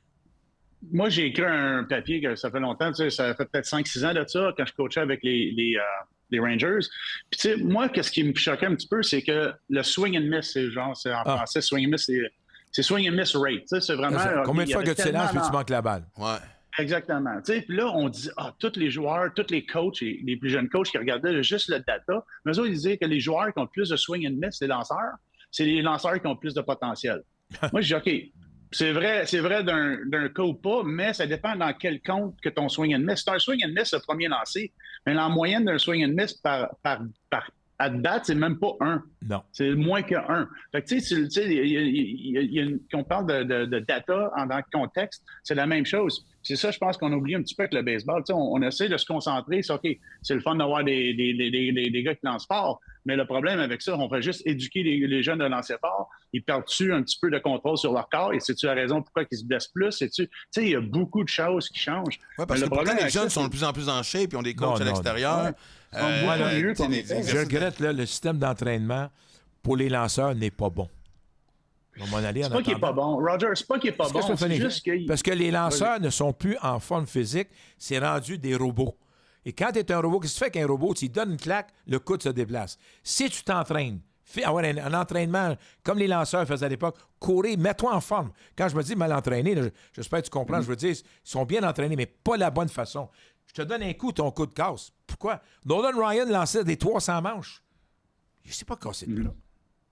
Ouais, mais Ryan. Fais tout le tour. Ouais, ça, c'est un exemple. J'avoue qu'on ne peut pas s'assiner là-dessus, c'est vrai. Mais avec l'inverse. Steve Rogers. Steve Rogers a lancé pendant 15 ans, jamais blessé. Non, puis à l'époque, comme tu dis, je disais, écoute. Un gars comme Jeff Pesero. Combien de temps qu'il a lancé? Il y a beaucoup de joueurs. Ouais. J'avoue à 100%, c'est des athlètes, c'est la façon qu'ils bougent, des choses comme ça, mais faut pas oublier que le problème avec ça aussi, c'est on parle d'entraînement, on parle juste de vélocité. Point. Mais la vélocité, on parle pas de mouvement, on parle pas de location. Puis, le pourcentage de ça par rapport à un bon lancer, c'est quoi? Un bon lancer, c'est un bon lancer, ça veut pas dire que c'est le meilleur lancer par rapport au data. C'est le meilleur lancer, c'est le timing du lancer, la qualité du lancer, c'est tout. C'est qu'est-ce que le frappeur pense, qu'est-ce que moi je pense, qu'est-ce que je suis capable de faire du cat and mouse game, c'est quoi ce qu'il pense. C'est juste ça, un bon lancer. C'est pas compliqué, c'est pas que je lance 105 000 à l'heure. Je vais te donner on parle de la batte de Barry Bonds que j'ai lancé 101 000 à l'heure. Ouais. J'ai lancé 101 000 à l'heure, mais les deux, j'ai lancé au-dessus de 100 000 à l'heure. Un qui était dans McCovey Cove à 450 pieds, l'autre qui était à 450 pieds central. On la cherche encore. Ben oui. C'est ça. Hier soir, elle orbite encore autour de la Terre. Regardez hier soir, là, les Jays hier soir. OK? T'entraînes encore de tour entre les balles. Pearson s'en vient en relève. Il lance à 98 000 à l'heure. La balle est l'autre bord, on la cherche encore. Okay? Ouais. Bassett lançait hier, ça faisait longtemps que je n'avais pas vu ça, des courbes à 79 000 à l'heure. Ils ne l'ont pas touché. Mais il avait sa balle rapide à 92-93, enlevait la vitesse de sa balle cassante, oublie ça. Mais là, aujourd'hui, tu vois Pearson qui s'en vient au monticule 98 000 à l'heure. Ouais. Comme qu'il dit, Astramons, bonsoir, elle est partie. Tu l'attends, t'entends ton pitch, comme on dit souvent, on entend les coachs dire ça, puis tu vas l'avoir ton pitch. Là. La vélocité, c'est un luxe. C'est pas compliqué, c'est un luxe. Ça veut pas dire que tu vas. C'est quelque chose d'extra. C'est quand, mettons, tu n'es pas capable de lancer sur le coin parfaitement, mais tu manques un petit peu un 2-3 pouces à l'intérieur, mais tu vas avoir un petit peu plus de luxe, tu vas avoir un petit peu plus de margin of error. Oui. On parle en anglais. Tu sais, ça va être plus facile. Tu n'es pas obligé d'être aussi parfait. Mais ça ne veut pas dire que l'efficacité est aussi bonne. Ça, que, je pense qu'on parle des blessures, des choses comme ça. Quand on a des discussions comme ça, les deux mots pour répondre à toute la question, Greg Maddux. Honnêtement, je pense qu'il a gagné plus souvent quand sa balle rapide est descendue en bas de 90 000 à l'heure parce qu'il a appris à lancer que quand il était dans les mi-90, quand il était avec les Braves d'Atlanta ou qu'il jouait avec les Cubs de Chicago. Mais il y a des lanceurs qui étaient rapides qui lançaient bien aussi, par contre. Oui, je le sais. Moi, il y a un gars comme Oral Hershiser, quand il m'a appris à lancer, là, Bulldog, il m'a appris à lancer. Il dit, gars, le premier lancer, je lance à l'intérieur, une sinker à l'intérieur, un droitier, une sinker à l'intérieur. Il dit, gars, je vois qu'il lance une fausse balle qui est en avance sur mon pitch. Je vais lancer le même pitch un petit peu moins fort. Fait qu'il va encore. Un peu moins fort. 500 pieds. Un peu moins fort. 500 pieds pareil. Mais c'est 0 balle 2 prises. Fait que, tu sais, c'est ça la différence. L'apprendre à lancer puis savoir exactement comment lancer, ça, c'est un art. Tu sais, c'est pas facile à. C'est ça qui est dur. C'est pas facile à montrer comment lancer. Comme un artiste, c'est un gars comme. On parle de Greg Maddux, c'est des artistes. Un gars comme Glavine, ce monde-là, c'est des changements de vitesse et il travaillait les 3 dimensions. Oh, toi aussi, tu étais artiste, là. Parce que quand tu lançais. J'ai appris à lancer des mineurs. J'ai appris à lancer en tant que capitaine. J'ai appris à lancer avec les 500 manches de mineurs, des choses qu'on barrait. Quand tu étais arrivé en haut, tu étais prête. Tu étais prête. Comme il a mentionné Oui. Comme Albert. Éric ne semble pas d'accord avec ton affirmation, Roger. Les premières 3 années ont été difficiles puisqu'ils l'ont pas mis dans sa force.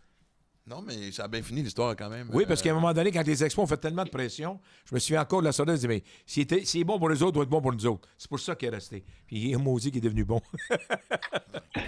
Hey, le temps défile et je veux absolument qu'on on aborde un sujet. Bon, évidemment, on est quand même loin de la mi-saison. Le match des étoiles arrive quand même dans 2-3 semaines, je ne me trompe pas. Mais c'est comme ça fait aussi quand même 3 semaines qu'on ne s'est pas parlé. Je regardais évidemment le classement, chose que je fais régulièrement. Et je regardais du côté de ce qu'on appelle le wild card. Je ne sais pas si on peut voir ici. Je regardais du côté de la Ligue américaine. Si on peut le baisser, Simon, je le montrais juste encore un petit peu parce que, bon, les 3 premiers, évidemment c'est les meneurs de division. Je pense qu'on est tous pas mal d'accord que les Orioles vont faire les séries. Mais si tu regardes Minnesota, Boston, KC, Tampa Bay, Houston, Texas, ça s'arrête là parce qu'on est d'accord que les Tigers sont pas encore dans le coup. Ce que j'ai l'impression que j'ai du côté de la Ligue américaine, c'est qu'on connaît déjà les scénarios. Tampa Bay va pas faire d'échange, évidemment, avant la date limite des transactions. Kansas City, j'en doute aussi, ils vont pas toucher leur noyau de jeunes joueurs. D'après moi, Houston va bypasser tout le monde et sauter et probablement faire partie justement du wild card. Moi, honnêtement, Roger, j'aimerais pas ça que Boston soit là aussi. Question qu'on ait, je sais pas, comme tu dis, une équipe un peu de renommée. Mais je voulais juste comparer. Ça, c'est du côté de la Ligue américaine, je pense, sans dire que c'est déjà Juste réglé. avant que tu aies la Ligue américaine, là, arrête de penser que les Orioles sont là. Arrête, là. Ils ont 49 victoires. Là. Les autres ont 6 matchs en arrière. On n'est pas rendu à mi-juillet encore, là. Non, puis il vient de perdre Bradish, ça me fait peur secondes, aussi, là. exactement. Kansas City est à 6. On parle de Tampa qui remonte tranquillement pas trop vite. Attendons un peu, là. Ces équipes-là sont là présentement, mais les blessures ne sont pas arrivées. Puis ils vont en avoir des blessures. Mais tout le monde va en avoir. Je fais juste dire qu'il y Ah ouais, a mais déjà tes Orioles, là, équipes. je sais que tu les aimes, tes oiseaux, mais... Ouais, je le dis, mais Attends un peu. Attends un peu. Un oiseau. Mes oiseaux. Mais non, mais quand même. Non, mais je sais que la perte de Bradish. Écoute, Bradish, Tyler Wells, John Means. Ça fait mal. Mais parce que j'en amène, et Simon, tu peux nous mettre aussi du côté de la Ligue nationale, parce que la raison que je vais comparer, c'est que voici ce que c'est fascinant, parce que du côté de la Ligue nationale, les 7 équipes qui sont. Les 3 qui sont évidemment dans le wildcard, les Braves, les Cards et les Padres. Les 7 prochaines équipes sont à moins de 3 matchs. Attends une seconde. Mm-hmm. Ils sont tous en bas de 500. Oui, mais j'y allais avec une question, Ils justement. sont tous en bas de 500. Entièrement d'accord. Maintenant que le wildcard est une équipe de plus, maintenant qu'on voit beaucoup plus de parité, ce qu'on voit là présentement, là, selon vous, ça va être quoi l'impact pour justement la date limite des transactions? Parce qu'il y a beaucoup plus d'équipes impliquées. J'adore déjà. J'adore le record de Roger. Ouais, ça C'est va être vrai. la même chose. Tu donnes raison. Ben, les Pirates de Pittsburgh, comme exemple. On sait que ça a toujours été une équipe, on a connu un peu de succès il y a quelques années, mais ça n'a pas duré longtemps. C'est une équipe qui va vouloir vendre, c'est une équipe qui va vouloir acheter, puis à quel prix, à quelle valeur. On venait de parler des Orioles de Baltimore. Le fait que tu perdes autant de partants, est-ce que ça va rendre la période de transaction plus intéressante ou au contraire, ça va faire en sorte que ça va être plate parce que personne ne va vouloir bouger pour donner un avantage à l'autre ou perdre un morceau ou jouer dans une game de devinette de qui a raison. Parce que cette équipe, plus les 3 qui sont déjà dans le wildcard, on parle d'une dizaine d'équipes qui ont la chance de participer aux séries. C'est énorme, là. Ça, c'est sans compter les 3 meneurs de division. Mm-hmm. Mais moi c'est une valeur à dire, là, mais c'est qui a l'argent? C'est pas compliqué, là. C'est qui a l'argent? J'aime ça, j'ai quand même mis une prémisse. 5 minutes pour installer. Valeur, là, mais... Pourrais-tu, Simon, voudrais-tu le mettre en cours de la Ligue nationale, s'il vous plaît? Regarde bien, là. Hey, mes nationaux Laisse-moi sont finir. quand même là. Attends une seconde. Là. Eric a amené Les le vrais vont point. être agressifs. Il a amené le meilleur point. Arizona n'a pas d'argent. Washington n'a pas d'argent. Les Reds n'ont pas d'argent. Pittsburgh n'a pas d'argent. Alors, as-tu des équipes d'autres, là? Exactement. Les Mets, puis évidemment, les Mets, c'est un mystère sur ce qui va arriver. Les Mets, et puis Chicago de l'argent, les Giants aussi. Alors, tu sais, mais les Mets sont partis, ils sont pas là d'après moi. Tu sais, on parle des Cardinals, d'après moi, ils vont faire des échanges, mais ils vont avoir les mêmes échanges qu'ils font d'habitude. C'est des échanges genre les joueurs d'extra, les joueurs qui vont ramener plus des vétérans. Ah ouais, ils n'amèneront pas des grosses vedettes, c'est normal. Non. Mais je lisais, moi, un article sur social media un petit peu. Ça serait-tu de l'allure de pousser un petit peu le deadline un petit peu plus tard? Parce que là, veut pas. Tu sais, ça ferait-tu plus d'action? Ça ferait-tu moins d'action de le pousser, genre, je sais pas trop, 2-3 semaines, mettons, là? Parce que le 1er août. veut pas, là. Allons-y avec le 1er août. Mettons le 1er août. 1er septembre, c'est la date où est-ce que tu fiches ton roster, ton Parce roster. que plus que tu prolonges, c'est toujours les meilleures équipes avec l'argent qui vont gagner. Plus que tu prolonges, sans aucun doute.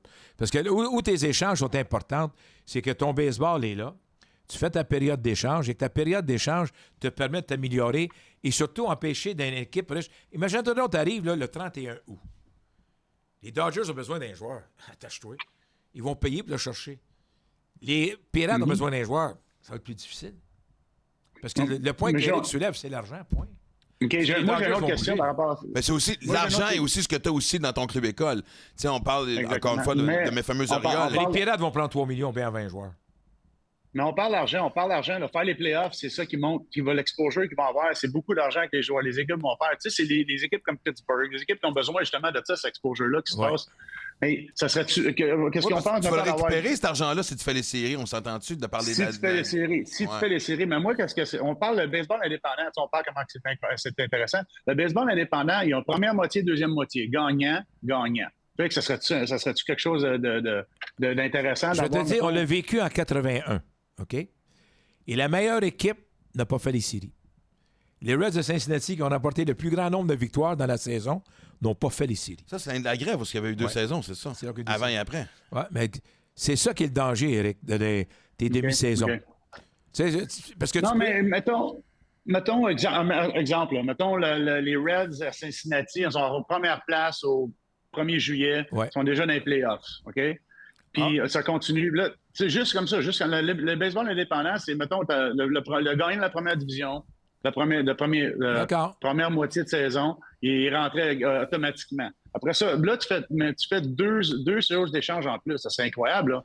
On parle ils changent tous les règlements. Là, on ne change aucun règlement. On fait juste mettre un petit peu plus d'emphase sur les playoffs. Parce qu'ils veulent grandir les playoffs. La raison pourquoi que Major League Baseball veut grandir les playoffs, c'est à cause qu'ils font plus d'argent. C'est 2,6 milliards qu'ils font par année de playoff money par rapport aux choses. Fait que pourquoi pas? Les équipes, ils vont jouer. Vas-y. Non, vas-y, continue.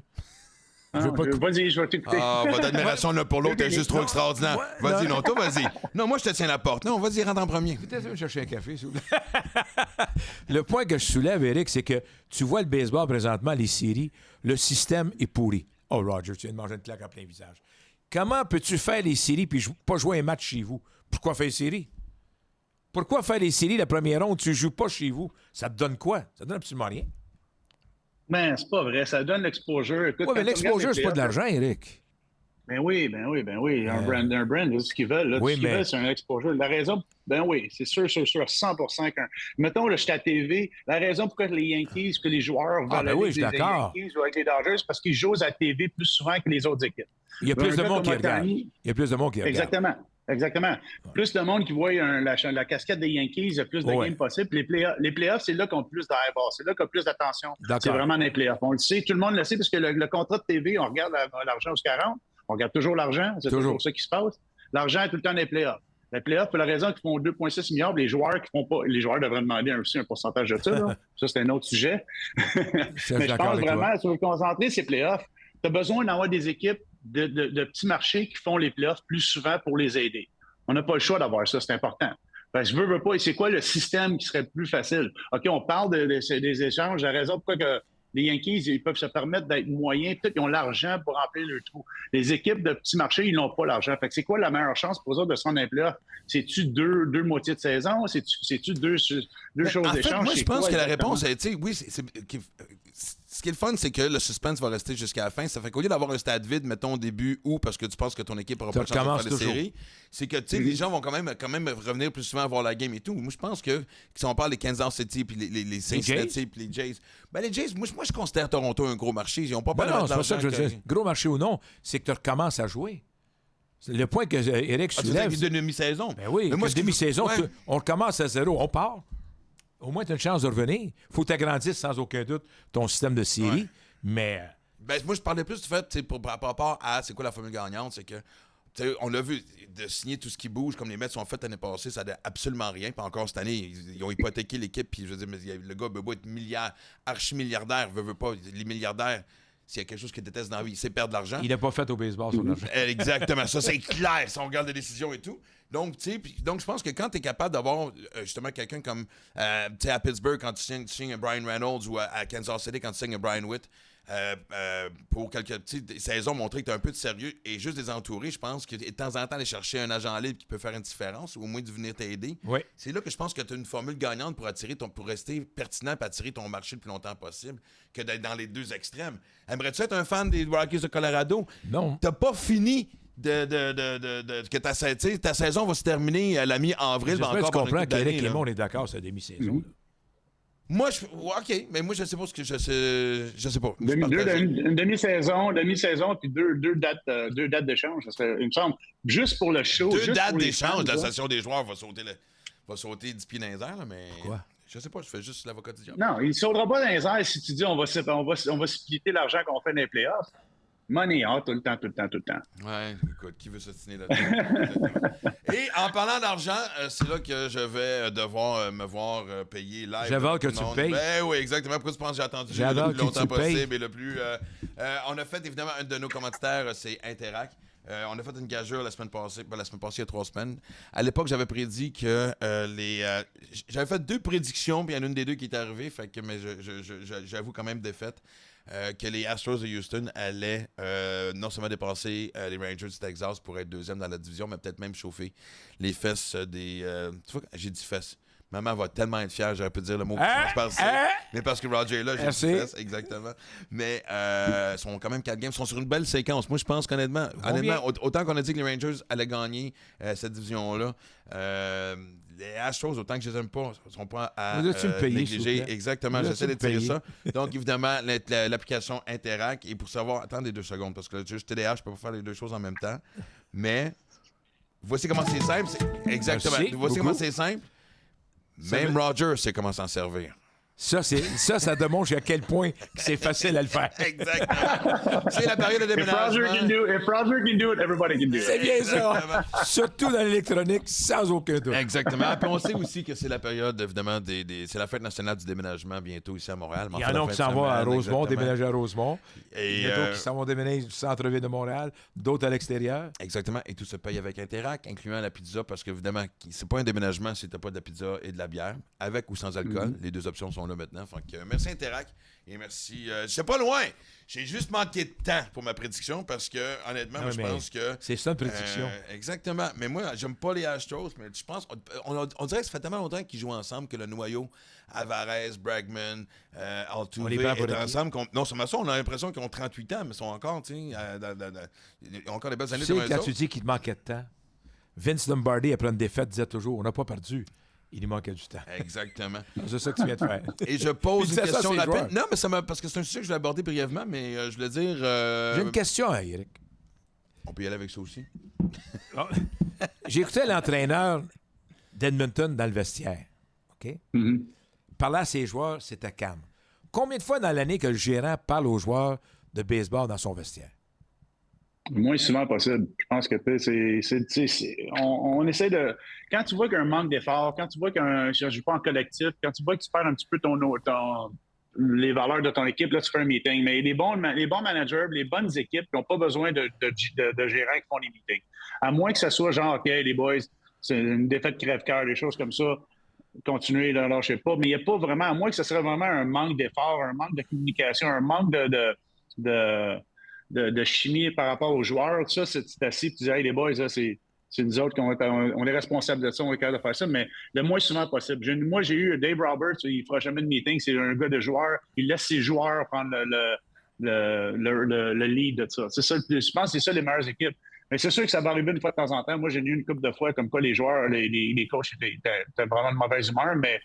Mais tu as joué pour dormir la Sorda, tu ne peux pas avoir quelqu'un qui avait plus gros. Écoute, honnêtement. Non. Ben, écoute, ils ont montré quelques pétages de coche de Tommy. As-tu vu le sourire? Tommy n'est pas émotionnel du tout. Hein? Ah, ben ouais. J'ai vu ses réseaux sociaux. À un moment donné, je ne me souviens plus quel lanceur, c'est en pleine série mondiale. Il va demander. Il s'approche du John lanceur. McSherry derrière le man. Je ne sais pas, mais c'est. Il dit quel lanceur tu veux mettre? Il va mettre le droitier. OK, amène le droitier. Mais écoute, c'est tellement long parce qu'il s'approche du lanceur, puis le lanceur dit Hey, tu es correct, Tommy, je suis good. I don't give a F. Ben ouais. Écoute, mais à chaque 2 mots, c'est pas toi qui décide, m'en fous, c'est en forme. Attends une seconde. Écoute, c'était. Attends Même une moi seconde. qui aime ça dire ce mot-là, j'étais comme mon Dieu, c'est Attends une beaucoup seconde. trop. Il savait qu'il y avait un micro. C'est un showman, Tommy. Ben oui. Qu'est-ce que t'en ben penses, oui. Il est mon bon, Nick? Tommy. C'était j'avoue, c'était le roi de je Los peux pas dire que t'as pas Angeles. raison. Non, mais c'était un peu le roi de Los Angeles, Tommy Lasorda. Toutes les grandes vedettes venaient voir Tommy, là. Tu sais, c'était pas Tommy qui demandait des photos avec les grandes vedettes. Oui, il faisait ça aussi. Mais les grandes vedettes voulaient avoir une photo avec Tommy. La chose de Tommy Lasorda, Ouais. si jamais tu trouves un propriétaire de restaurant que Tommy a payé, prends une photo. Puis il venait jamais tout seul. Il venait tous les entraîneurs. Il y en a tous les entraîneurs. On s'en va manger une telle place. Ça, je peux te le Il dire. n'aimait pas payer pour sa bouffe, maintenant. Oh non! L'Adora, le restaurant Mais L'Adora, écoute- c'est à Montréal. Ouais. Il y en a ses entraîneurs. Mais pour suivre ce que Roger dit, honnêtement, tu sais, est-ce que ça arrive des fois, justement, je pense qu'un un coach qui est trop chaud de tempérament, évidemment, ça finit par déteindre dans l'équipe, mais c'est déjà arrivé qu'un coach pète une sacrée coche qui a réveillé tout le monde. T'as déjà été témoin de ça ou c'est au contraire? Moi, C'est j'ai en toujours eu des général bons. tout le temps turn-off? J'ai toujours eu des bons coachs. Les bons coachs, c'est du monde qui vont montrer les joueurs qui lead by example. Tu perds le contrôle, ça donne. C'est quoi le message à tes joueurs? Là? Si tu montes à tes joueurs, te donnes la responsabilité, tu te dis, OK, c'est ça, on est ensemble là-dedans, on est tous là-dedans. Mais à cette heure, tu n'es pas obligé d'avoir ça, vraiment. Avec les social media, avec tout ce qui se passe, tu peux envoyer 2-3 commentaires vraiment faciles, puis ça va circuler partout. Fait que, tu sais, ça a changé complètement. À cette heure, les joueurs qui font tellement d'argent sont responsables, sont beaucoup plus alertes exactement à ce qui se passe, pas juste sur social media, mais qu'est-ce que le monde pense à l'extérieur. Mais j'ai eu une couple de gars qui ont pété le coche. Jim Tracy a fait. Il a jamais pété sa coche, il est toujours sous contrôle, Oui. mais il y a eu des bons meetings. Des bons meetings, il nous fait nous rendre responsables de nos actions. Écoute, c'est ça le plus important là-dedans, c'est de savoir, OK, les boys, je vous trace à 100%, j'ai confiance en vous autres. Ma job, c'est de vous mettre dans la meilleure situation pour gagner, mais là, à un moment donné, il faut que vous fassiez votre job. Aidez-moi. Tu sais, Ouais, exactement. Fait que je Aidez-moi à pense- vous Je aider. pense que c'est ça le plus beau. Je peux dire Ouais. que les 40 ans de l'équipe active avec les expos, depuis le début, peut-être s'il y avait 2 réunions par année, c'était beau. Pour vrai? Peut-être Tu 2. parles pas de réunion de joueurs, mais tu parles avec les coachs. Avec le puis- gérant. Ah ouais, OK. Avec les coachs, non, avec le gérant, là, s'il y en avait 2, là, c'était assez spécial. Ouais. Mais justement qu'on est au segment de Capital, non mais ça va, non mais parce qu'on parle de gérant, puis je me dis, qu'est-ce qu'on fait du côté des Blue Jays? Est-ce qu'on dit, regarde, la saison, tu sais, honnêtement, on est d'accord que la saison est terminée. Non. T'es pas d'accord, toi? Ben, Le meilleur je- troisième. Oui, mais ils sont loin. Le meilleur troisième. Je pense qu'il y a quelque chose dans le vestiaire présentement. L'ambiance dans le vestiaire n'est pas dans le fun. Les lanceurs partants sont tellement inégaux. Pourtant, tu sais, des gars comme Bassett puis Gassman, moi, j'aurais pensé qu'ils auraient retrouvé leur... tu sais, surtout Bassett, une deuxième saison à Toronto. Il y a j'aurais une pensé meilleure qu'il moyenne de aurait points été- mérités que l'année dernière. Oui, mais encore là, tu sais, honnêtement, les résultats sont pas... Oui, on ne donne pas de points. Exact. Mais non, puis Gassman, l'année passée, il donnait 2 points par match, mais les Blue Jays en scoraient 1. Oui. Est-ce qu'on garde le gérant actuel? Est-ce qu'on fait un move pendant la saison pour fouetter l'équipe? Ou au contraire, on se dit, il arrivera ce qui arrivera, tant mieux si on fait série. Sinon, on attend la fin de la saison pour faire un changement, pour voir qui est disponible sur le marché des entraîneurs. Je pose la question. Ben moi, écoute, premièrement, ça va se passer au deadline. On va voir exactement c'est quoi, premièrement, qu'est-ce qui se passe au top. C'est quoi qu'ils ont en tête? C'est qui leur noyau de joueurs? C'est qui décide, OK, on va avancer dans le futur avec Bichette, avec tous les joueurs? Tu sais, c'est qui les prochains joueurs qui vont être ici, qui vont continuer dans les 3, 4, 5, 6 dernières prochaines années? C'est ça la plus grosse décision. Tu sais, veut pas, ces joueurs-là, c'est les joueurs qui contrôlent leur travail. C'est les joueurs. Moi, qu'est-ce que je fais en tant que GM? Je parle aux joueurs, je dis, c'est quoi votre deal avec le coach? Êtes-vous correct? Êtes-vous pas correct? On va des meetings avec les joueurs individuellement, savoir c'est quoi qu'est-ce qui se passe dans le clubhouse, c'est quoi, pourquoi qu'on performe pas la façon qu'on devrait performer individuel avec l'équipe, et qu'est-ce qu'on a besoin de faire au top, qu'est-ce qu'on a besoin de faire par rapport au coaching, qu'est-ce qu'on a besoin de faire par rapport au niveau des joueurs. Fait que si tu as une bonne communication là-dessus, je pense qu'ils ont ça à Toronto. Mais là, je pense que, tu sais, veut pas. Si les joueurs disent, OK, on a besoin de ça, on a besoin de ça, on a besoin de ça, souvent les joueurs vont peut-être blâmer quelqu'un d'autre, des choses comme ça. Puis on sait toujours que l'argent qui se fait, il se fait pas par rapport au coach. Tu fais un 15-16 millions, mais tu vas être le dernier à te faire mettre dehors. Puis le coach qui fait payer 500-600 000, et il se fait toujours mettre dehors le premier. Fait que, tu sais, veut pas. D'après moi, tu parles aux joueurs, tu as une bonne communication avec les joueurs, tu leur demandes c'est quoi leur opinion, parce que veut pas, faut que tu redonnes la responsabilité à eux autres, c'est eux autres qui ne performent pas. Le coach est même beau, qu'est-ce qu'il veut faire, mais oui, il y a une façon de parler à ses joueurs, il y a une façon d'être un leader, des choses comme ça, mais c'est qui? Ouais. Y a-t-il quelqu'un de meilleur qui va faire mieux que lui? C'est ça la question. C'est Présentement, pas c'est pour qu'on va ça le que je dis remplacer. t'attends, oui ou non. Là, présentement, Exact. moi, je suis un gars très sévère envers l'entraîneur. Sévère en ce sens sur les décisions qu'il va prendre. Mais, je donne comme exemple, pourquoi que les Blue Jays ne courent pas? Horowitz, Barger, Galarraga, Jansen, Kirk. Court pas bien. Alors, Non. c'est pas de sa faute. Il ne fait pas le frapper court. Ça, je suis d'accord. Mais la façon qu'ils utilisent ses joueurs, c'est là que les gens se choquent. Mais quand tu regardes cette équipe-là, hier, ils ont perdu contre les Red Sox, lundi, un ballon, je répète, Un ballon qui a été capté par le joueur des petites ligues de Mascouche. Elle a capté cette balle-là. Puis le joueur de troisième but laisse tomber la balle. Une poussée de 4 points. Tu sais, les joueurs qu'il y a là présentement, c'est des joueurs qui veulent développer pour les majeurs. C'est la faute du gérant. Moi, c'est plutôt la faute du directeur gérant. C'est sûr qu'Atkins, présentement, il n'a pas de fun. Là, on est d'accord, là, honnêtement. La loupe a grossi sur lui. Là. Pas de jeunes en bas. Non. Et deuxièmement, tu as laissé partir des vétérans. Gouriel, tu laisses partir Chapman, tu laisses partir Moreno, un receveur, et tu ne les as pas remplacés. Et là, Janssen devient joueur autonome, puis on ne l'a pas encore signé. Non, mais c'est ça, c'est intéressant. Dans le fond, là, qu'est-ce que je voulais dire, c'est tout le monde, il faut que ça regarde dans le miroir. Là. Que ce soit Guerrero, que ce soit le GM, que ce soit le coach, c'est quoi qu'on a besoin de faire? Est-ce que la façon qu'il engage une game, la façon qu'il manage une game, ça coûte-tu des joueurs? La façon que le data est utilisé, la technologie, qu'est-ce qu'on fait? On manque quoi? Là? C'est quoi le problème? On parlait de hit and run, on parlait de voler des buts. Ça va-tu changer de quoi d'avoir un 10 buts de voler de plus? Oui ou non? Tu sais, c'est quoi exactement la bonne chimie qu'on a besoin? C'est quoi exactement le bon... La bonne recette pour gagner. L'offensive se met en marche, les lanceurs ne seront pas performants. L'inverse arrive. On dirait qu'il n'y a rien qui veut cliquer en même temps. Ça s'appelle 7 défaites d'affilée. C'est le même. Exactement. 7 défaites d'affilée. C'est le même. Ouais. C'est ça le baseball. Tu sais, quand ça va pas bien, là, ce qui arrive, moi, quand j'arrive avec les Red Sox, que moi, je lançais bien, tu regardes mon stuff, le stuff était là, mais j'ai accordé un mauvais lancer, j'avais un mauvais break, une erreur ici, là, tout va tout croche. Tu sais, c'est... Exactement. Tu sais, ça arrive souvent. Il n'oubliera jamais sa période chez les Red Sox. Avec raison. Ouais, exactement. J'essaie de l'oublier. À chaque fois que je pense, j'ai Sweet Caroline qui me joue dans la tête. J'essaie de dormir. Puis je suis tanné de l'entendre. Non, mais ce que je trouve merveilleux, c'est que depuis que je te connais, j'ai entendu plus souvent parler de ta période à Boston que ta période à Los Angeles. Mais c'est deux périodes différentes. Je le sais, mais c'est là qu'il apprend. Arrête de se sur Boston. Oui, mais c'est deux J'ai gagné la Série mondiale. Exactement. Focus là-dessus, c'est ça qui est important. Et on parle, évidemment, là, on parlait d'une séquence de défaites, mais là, on va parler de bonne séquence parce qu'on s'en va du côté du stade Canam à Québec, mesdames et messieurs. Et cette semaine, au stade Canac, j'arrive pas de dire Canam, je m'excuse, je suis vraiment désolé, c'est vraiment le stade Canac. Les Capitals qui se retrouvent sur une lancée de 9 victoires, une défaite, en deuxième place, évidemment, dans la division, à un match et demi. Et ce qui est intéressant, c'est que ceux qui sont troisième et quatrième, c'est Ottawa et Trois-Rivières.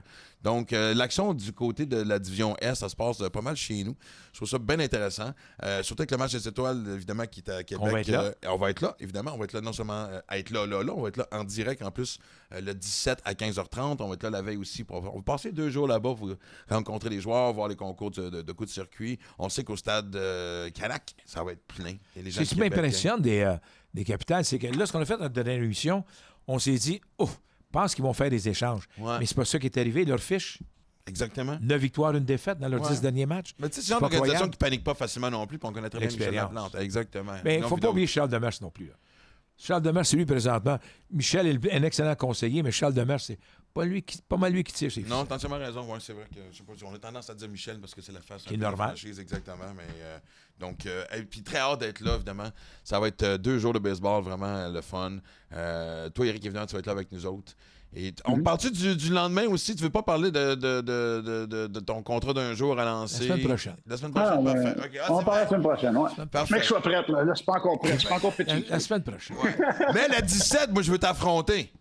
Mais non. Oui, le 17, je vais t'affronter. Je vais avoir une pratique au bâton parce que je vais avoir Ou bien, je ferai ça. Toi aussi, Roger. C'est pas nécessaire. C'est pas nécessaire. Non, mais. Je vais le décrire plutôt. Laisse-moi le décrire. Ouais, exactement. Alors, c'est toi qui décris ma présence au bâton devant Eric. Fais-moi une faveur, Eric. Le premier lancé, haut à l'intérieur. Mais c'est sûr que ça va être haut à l'intérieur. C'est sûr qu'ils vont envoyer ça là comme tu penses. Non, impossible. Non, mais je dirais pas quel lancer, par exemple. C'est sûr à 100% qu'il va y avoir un lancer qui va être au intérieur. Eric, je ne dis pas lequel. Je vais pas te faire de la peine, Eric, mais il y a le même problème que moi. Il n'y a pas de lancer haut contre nous autres. C'est lancé à notre hauteur. Exactement. Fait que ton lancer moyen, il va te considérer une balle. Parce que, exactement. Donc, écoute, c'était le segment du côté, évidemment, du stade Canac à Québec. Et on se dirige maintenant. Et vous voyez, je m'en viens pas pire maintenant pour plugger ces affaires-là. Et on va aller du côté de Bet365. Je trouve ça intéressant.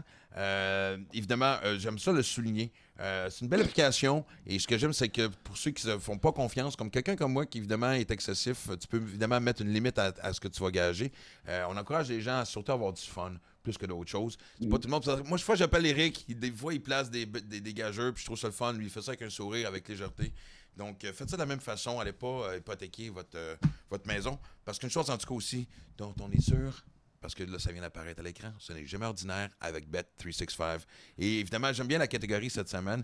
Vous ne serez pas surpris de mon choix, mais je vais commencer avec vous autres. C'est très tôt encore une fois, mais en même temps, c'est quand même assez facile aussi de voir vers quoi ça se dirige. On irait avec du côté de la Ligue américaine, le joueur le plus utile, selon vous, à la fin de la saison. Évidemment, on voit les. Bon, Aaron Judge, évidemment, c'est un choix évident, mais en même temps, il y a tellement de bons joueurs présentement du côté des Yankees. Même chose du côté de Gunnar Anderson. Moi, ça me surprend que Rutschman ne soit pas là parmi les noms. Juan Soto, évidemment, qui vient appuyer Judge. Bobby Witt. Bon, Roger ne croit pas aux Royals, fait que déjà, ça règle le cas. Non, j'ai dit tes oiseaux.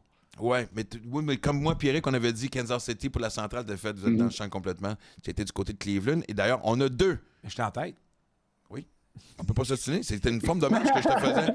Non, mais selon toi, OK, ben gars, je peux même te poser la question de cette façon-là pour les gens qui voudraient gager. Parce qu'on sait comment ça se passe lorsque vient le temps de passer au vote pour justement choisir le meilleur joueur de la Ligue. Les Yankees sont favoris. À chaque année, ils sont supposés de gagner. Fait que je veux dire, tu sais, si jamais ils gagnent, en fait. Premièrement, le titre n'est pas bon. Qu'est-ce que tu veux dire? Mais le joueur le plus utile, c'est pas vrai. On donne au gars qui a la meilleure saison. Comment est-ce qu'André Dawson peut être le joueur le plus utile de son équipe qui a fini au dernier rang? C'est ça. C'est impossible. C'est ça que j'ai écrit, moi. Mais c'est ça mes notes un petit peu. C'est quoi un MVP? C'est quoi, c'est quoi un jeu? C'est-tu le meilleur joueur sur le terrain ou c'est-tu la plus grosse impact? C'est-tu un joueur qui a aidé son équipe à gagner plus ou si tu enlèves le joueur de l'équipe, c'est quoi où est-ce qu'il a rendu l'équipe? C'est pour ça un petit peu que moi, j'avais dans la tête Juan Soto et Judge. Je pense que les deux, ils pas s'entretuent, mais ils s'aident pas. Ils vont se voler ils vont se voler des sans aucun doute. Ouais. Parce que veut pas, c'est la même équipe. C'est comment on dit la valeur de Judge sans Soto, la valeur de Soto sans Judge. Y a-t-il des meilleurs lancés? La même affaire qu'on parlait de Barry Bonds et Jeff Kent dans le temps. Jeff Kent, quand il a gagné son MVP avec Bonds, OK, Bonds, il y a beaucoup de balles rapides par rapport à Kent qu'il n'aurait peut-être pas eu. Mais c'est la même chose.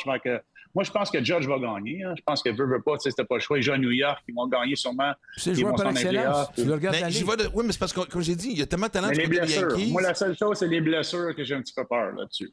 Ben oui, surtout les deux ont eu des petits bobos cette année.